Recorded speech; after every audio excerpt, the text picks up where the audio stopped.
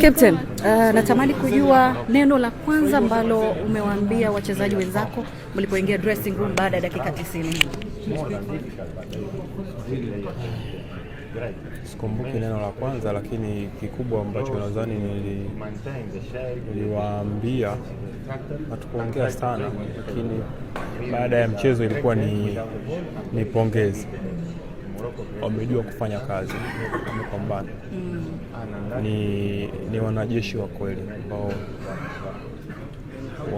wanastahili pongezi. Najua kila mmoja anaweza kuwa ana majonzi, lakini wameonyesha ukomavu.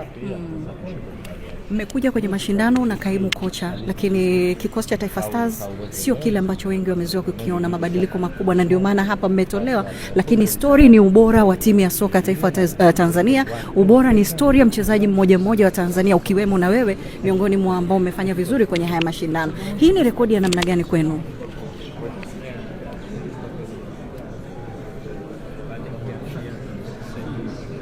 Kosa jibu, kwa sababu umesema sio kikosi ambacho kilikuwa tarajiwa. Sasa sielewi kwa maana ya timu, uchezaji wake watu walishakata tamaa kwa muda sasa kutokana na matokeo ambayo Taifa Stars imekuwa ikipata kwenye mashindano mbalimbali, achana na CHAN ambao ilifika mpaka robo finali. Nadhani mimi nakumbuka tulifanya, ilikuwa ni interview baada ya mechi ya Tunisia, sikumbuki nilifanya na nani, lakini niwaambia kwamba inabidi Watanzania waanze kuona jinsi ambavyo kikosi cha timu ya taifa pamoja na wizara, federation na kila mtu anajaribu kutengeneza ubora kwenye kikosi cha timu ya taifa. Na ukiangalia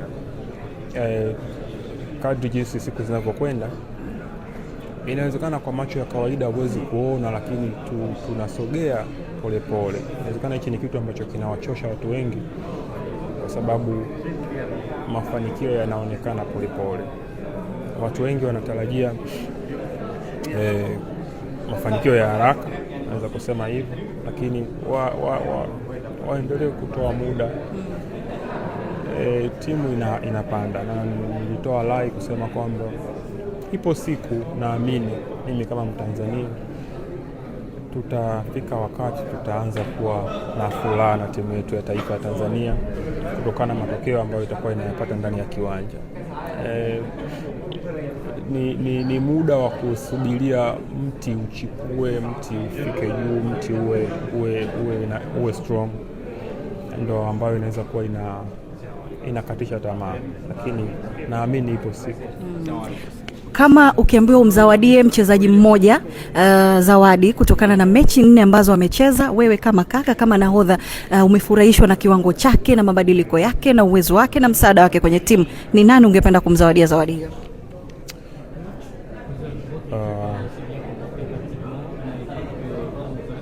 Wachezaji wote, huwezi kusema mmoja, kwa sababu ilikuwa ni michezo tofauti na watu wengi walikuwa wana perform nzuri katika michezo hii. Kwa hiyo mimi nitawazawadia wachezaji wote.